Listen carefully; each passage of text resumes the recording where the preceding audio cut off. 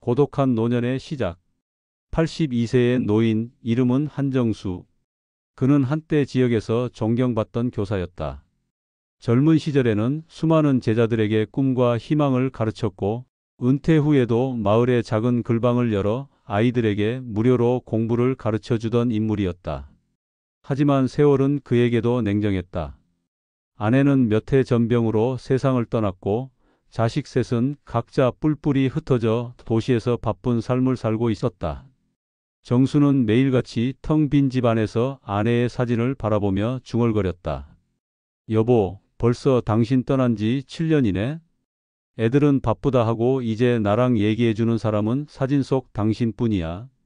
자식들이 한 달에 한두 번 전화를 걸어오긴 했지만 그마저도 대화는 짧았다.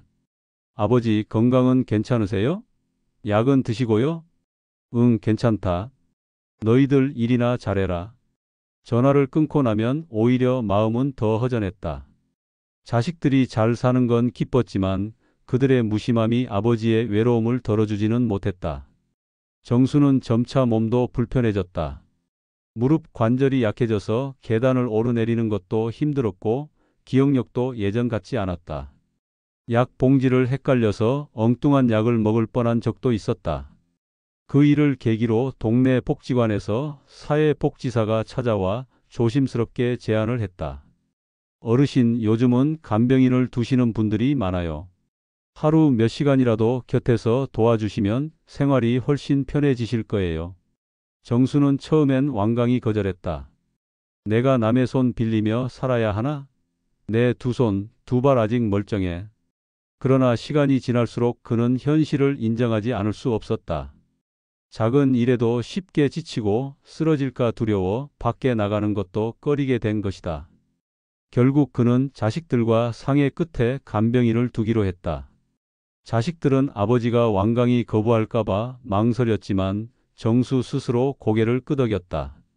그래, 나도 이제는 누군가의 도움이 필요할 때가 된 것 같구나. 며칠 뒤 한 여인이 집에 들어섰다. 이름은 최미정, 나이 40 중반쯤 되어 보였다. 단정한 단발머리에 깔끔한 미소를 짓고 있었다. 첫인상만큼은 믿음직했다. 어르신, 앞으로 제가 도와드리겠습니다.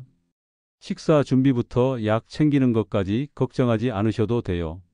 그녀는 손수 장바구니를 열어 과일과 반찬거리를 꺼내 놓았다. 그리고 능숙하게 주방을 정리하며 저녁상을 차렸다. 그날 밤 정수는 오랜만에 따뜻한 밥상 앞에 앉아 눈물이 맺혔다. 여태껏 혼자 대충 끼니를 때웠는데 사람 손길이 들어간 밥은 다르구나. 미정은 다정한 미소를 지으며 말했다. 이제부터는 어르신 혼자가 아니에요. 제가 곁에 있으니까요. 며칠이 지나면서 미정은 점점 더 친근하게 다가왔다. 새벽에 일어나 아침을 차려주고 무릎이 시리다고 하면 파스도 붙여주었다. 텔레비전을 함께 보며 세상 돌아가는 이야기도 나누었다. 정수는 점점 그녀에게 마음을 열었고 마치 딸 같은 존재라고 생각하게 되었다. 그러나 멀리서 지켜보던 자식들의 마음은 편치 않았다. 둘째 딸은 전화를 걸어 아버지에게 물었다. 아버지, 그 간병인 괜찮으세요? 너무 의지하시는 것 같아서요. 정수는 웃으며 대답했다. 괜찮다. 오히려 내 엄마 살아계셨을 때처럼 든든하다. 걱정 말아라. 하지만 그때부터 작은 균열이 시작되고 있었다. 미정은 집안 구석구석을 세심하게 살펴보았다.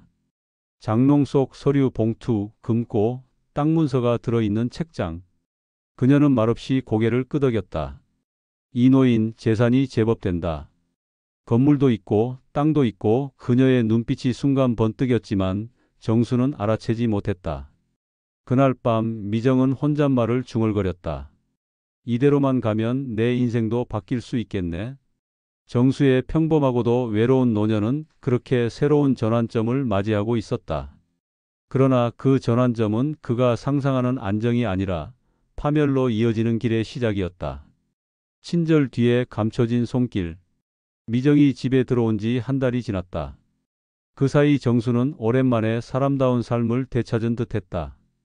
매일 정갈하게 차려진 밥상을 받고 아침마다 누군가 어르신, 약 드실, 시간이에요 라고 다정하게 불러주는 목소리를 듣는다는 것만으로도 그의 마음은 따뜻해졌다. 동네 사람들마저 부러워했다. 한 선생님 참 복 받으셨어요. 요즘 세상에 그렇게 성심껏 모시는 간병인을 어디서 구하셨대요? 정수는 어깨를 으쓱하며 말했다. 내가 복이 있나 보지. 혼자가 아니란 게 이렇게 좋은 건 줄 새삼 깨닫네. 하지만 미정은 속으로 다른 계산기를 두드리고 있었다. 그녀는 단순히 일당을 받는 간병인이 아니라 자신의 미래를 송두리째 바꿀 기회를 노리고 있었다. 어느 날 저녁 정수가 식사를 마친 뒤 TV 뉴스를 보고 있을 때였다. 미정은 조심스럽게 말을 꺼냈다.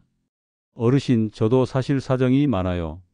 이혼한 뒤 혼자 살아왔는데 가진 것도 없고 기댈 데도 없네요. 이렇게 어르신 모시면서 저도 가족처럼 느껴져요. 정수는 그 말을 듣고 마음이 짠했다. 그래, 인생이란 게 다 그렇지. 나도 내 나이 때 고생 많이 했어. 내가 이렇게 내 곁을 지켜주니 내가 더 고맙다. 그날 이후 미정은 점점 더 딸 같은 존재로 자리 잡았다. 하지만 그녀가 정수를 돌보는 태도는 미묘하게 달라지기 시작했다. 평소보다 더 자주 노인의 약 봉지를 챙기며 이건 꼭 제가 직접 드릴게요 라며 손에 쥐어주었다. 가끔씩 서류를 들고 와서는 이건 복지 신청 서류예요. 그냥 도장만 찍으시면 돼요. 라며 아무렇지 않게 도장을 요구했다. 정수가 망설이면 다정하게 손을 잡으며 말했다. 어르신, 제가 다 챙길게요. 믿으셔도 돼요. 정수는 의심하지 않았다. 미정이 보여주는 헌신과 따뜻한 태도는 이미 그의 경계심을 무너뜨리고 있었기 때문이다. 시간이 흐르자 미정의 얼굴에 가끔씩 피로와 짜증이 묻어나왔다. 어르신, 오늘도 변덕이 심하시네요. 약 드신다면서 또 안 드시고. 정수는 미안한 마음에 고개를 숙였다. 미안하다. 내가 깜빡했구나. 하지만 그날 밤 정수의 팔에는 선명한 멍 자국이 남았다. 미정이 그를 거칠게 붙잡아 침대에 눕히는 과정에서 힘을 주었던 것이다. 처음에는 실수라고 생각했지만 점점 이런 일이 잦아졌다. 약을 제때 주지 않거나 일부러 짜고 자극적인 음식을 주어 그의 건강을 해쳤다. 심지어 술에 취한 날에는 노인을 향해 욕설을 퍼붓고 손찌검까지 했다. 정수는 두려움에 떨며 자식들에게 전화를 걸었다.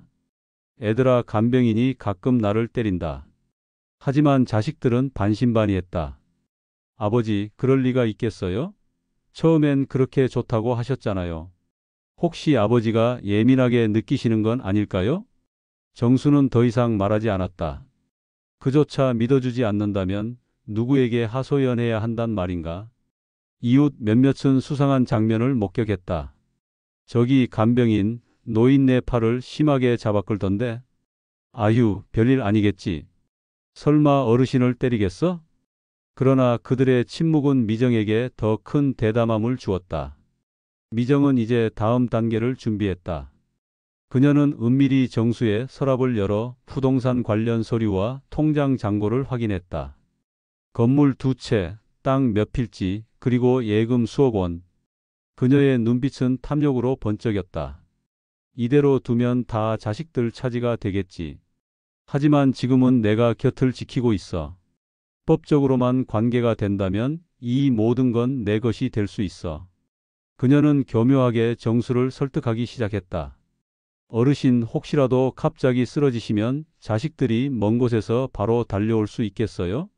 제가 늘 곁에 있는데 저한테 권한을 주셔야 더 잘 모실 수 있죠. 정수는 고개를 끄덕이며 서류에 도장을 찍었다. 그는 그것이 단순한 위임장이라고 믿었다.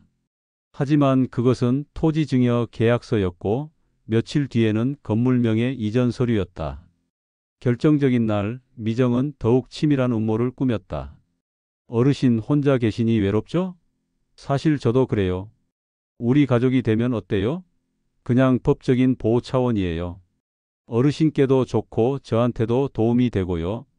정수는 순간 망설였지만 그녀의 다정한 눈빛에 마음이 흔들렸다. 내가 가족 같아서 그래, 그럼 해보자.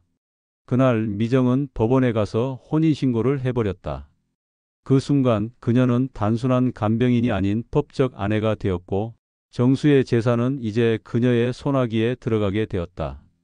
자식들이 뒤늦게 사실을 알았을 때는 이미 늦었다. 아버지의 집과 건물은 모두 미정의 명의로 넘어가 있었고 혼인관계까지 성립된 상태였다. 분노한 자식들이 미정을 찾아가 따졌다. 당신이 우리 아버지한테 무슨 짓을 한 거예요? 미정은 태연하게 대답했다. 아버님이 원하셔서 다 하신 거예요. 전단지 곁에 있었을 뿐이죠. 결국 사건은 언론에까지 보도되었다. 간병인, 80대 노인 재산 가로채고 혼인신고까지 가족들 충격. 뉴스를 본 이웃들은 혀를 찼다. 에이, 설마 했는데 진짜였구먼. 자식들은 분노와 절망을 안고 법원으로 향했다. 아버지를 이렇게까지 이용하다니 이건 범죄예요.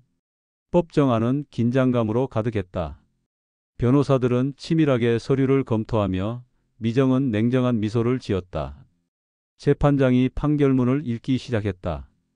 피고 미정은 혼인신고를 통해 합법적 배우자 지위를 확보하였고 재산 이전 또한 서류상 문제가 없습니다. 원고의 청구를 기각합니다. 딸 지연은 충격과 분노로 눈물을 터뜨렸다. 말도 안 돼. 아버지 재산을 저 여자가 다 가져가다니. 미정은 고개를 들며 태연하게 말했다. 법이 정한 대로 했을 뿐이에요. 전 아무 잘못 없어요. 자식들은 속수무책이었다. 법과 서류는 가족의 절망을 막지 못했다. 정수는 재판 내내 말없이 앉아 있었다. 눈빛에는 허망함과 체념이 섞여 있었다. 내가 이렇게 무력할 줄은. 그 누구도, 그 어떤 눈물도 그 상황을 바꿀 수 없었다. 재판 후 정수는 결국 요양병원으로 옮겨졌다. 혼자서는 생활이 불가능할 정도로 건강이 악화되었기 때문이다. 미정은 여전히 재산과 건물을 관리하며 언론의 주목을 피하기 위해 조심스럽게 움직였다. 자식들은 집으로 돌아와 남은 서류와 장부를 뒤적이며 울부짖었다. 이게 말이 돼? 우리가 아버지를 지키지 못했다고? 모든 걸 잃었다, 모든 걸? 가족의 집 안에는 오직 절망과 분노만이 남았다.